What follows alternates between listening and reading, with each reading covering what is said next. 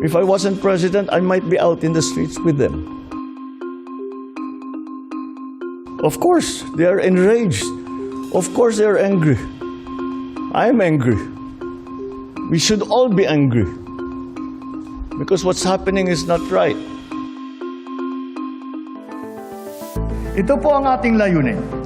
Kasabay ng pagpapaunlad natin sa infrastruktura ay ang pagginhawa ng buhay ng ating mga kababayan. Walang iniiwan, walang isinasantabi, at walang pinababayaan.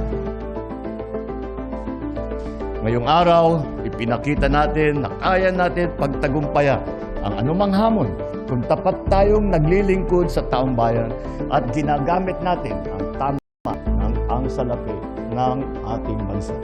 Isang programang tumutugon sa problema ng edukasyon.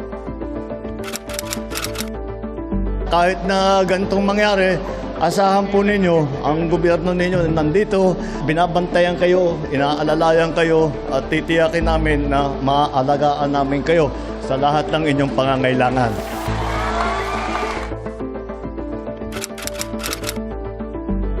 Hinihikayat ko ang lahat na ipamalas natin ang pagiging bagong Pilipino, responsable, may malasakit, at magkakatuwang sa tunay na pagbabago.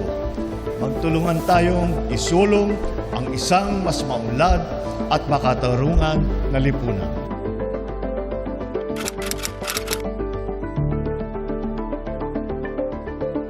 Yung 60 billion na yan, ibabalik na natin sa PhilHealth para hindi lamang para sa pangamba ng tao, kung hindi dahil gagamitin na natin, nagkaroon na tayo ng savings, gagamitin na natin yan para palawakin pa ang serbisyo ng PhilHealth. Kaya patuloy na pag-modernize natin sa ating sistema ng transportasyon para naman ang ating mga hindi lamang estudyante, mga manggagawa, lahat ng sumasakay ng tren, lahat ng sumasakay ng public transport ay maging mas magaang naman